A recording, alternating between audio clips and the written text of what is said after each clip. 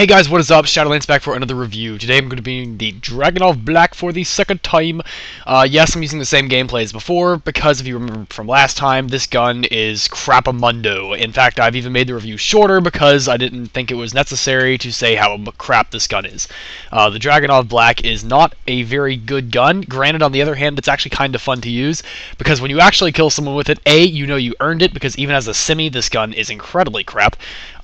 The spread isn't super great, but it's not the highest in the world. I'm actually going to be comparing it to the PSG-1 mod, the other NX standard semi-automatic sniper rifle that you usually see people carrying around if you're looking for crappy sniper rifles. So I'm actually not going to compare it to the GP models of the Dragunov, since pretty much everyone can get that, and it's not the most expensive sniper in the world by any means. So going straight into the stats of the Dragunov Black, we're seeing a damage of 89, portability of 45, rate of fire of 20, accuracy of 93, and recoil of 70. It is semi-automatic, only customizable with a magazine.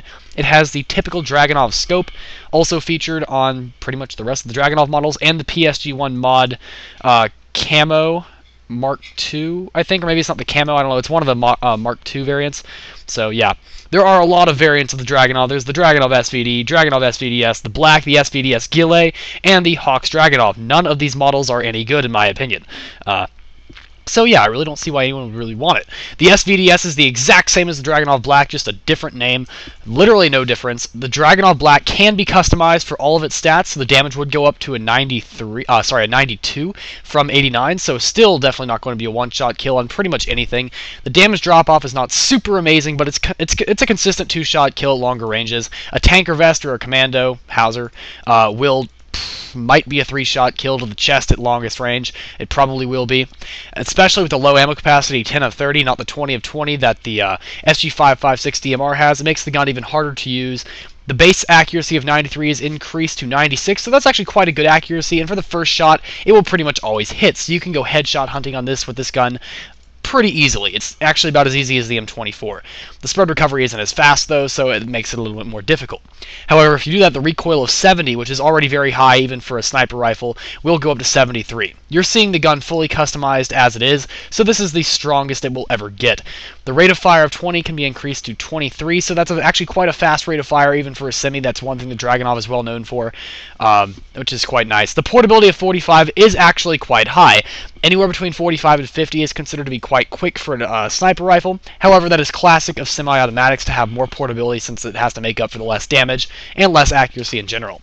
Now, the reason the accuracy rating is so low on most semi-automatics is because when you start spraying it, the accuracy doesn't have time to recover in between each shot. Therefore, the accuracy overall is rated lower than it typically would be. Although the first shot might as well be 100% accurate, because it will hit every time exactly where you want it to. So like I said, it is customizable only with the magazine to get your ammo capacity up to 14 of something. You have 40 total shots, 10 of 30. The Hawks Dragunov SVDS has a whopping 60 or 70 shots, something like that, so it's got quite a few more, which is a nice buff. Now comparing it to the PSG-1 mod. The PSG-1 mod does have a silencer. The Dragunov Black does not, and you cannot equip one, so that is one nice point about the PSG-1 mod. The PSG-1 mod does have a base ammo capacity 10 of 30, which is higher than the average PSG, which I do believe has 7. The damage on the PSG-1 mod has a damage of 95, portability of 32, so very, very low, especially for a semi-automatic sniper rifle. Just average for a typical sniper, though. Rate of fire of 20 is fine. Accuracy of 95 is quite high. Recoil of 55 is very low, especially for a semi-automatic sniper rifle.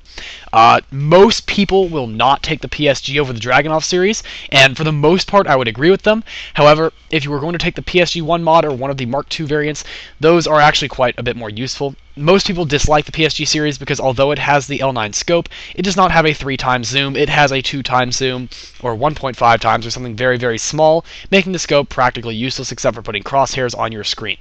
The Dragunov, however, does have that higher magnification scope, and the PSG-1 Mark II variants, I do believe, have higher magnification scopes as well. The mods, the camos, I think even the regular one might, although I've never used the guns, so I don't know off the top of my head. The PSG-1 mod has some of the largest families in the entire game. PSG-1, PSG-1 camo, the mod camo, the Mark II, the camo Mark II, the mod camo Mark II, the mod Mark II, and then all of the MSG series, MSG-90, MSG-90 camo, and the DMR camo. Lots of different variants. Those are all considered cousin variants, by the way. But that's about all the time I've got for a review today, guys. This gun is not the worst in the game. It's quite a bit of fun to use. There are better guns you could use. If you're getting for a semi, for NX, go for the SG-556 DMR and call it a day. Or if you're looking for the WA 2000 Tactical, that is another fantastic weapon, although it doesn't act like a semi, to be honest, same like the M107. But that's about all I have time for today, guys. Thank you for watching. Please rate, comment, subscribe, and I will see you guys in the next review. Shadolance out.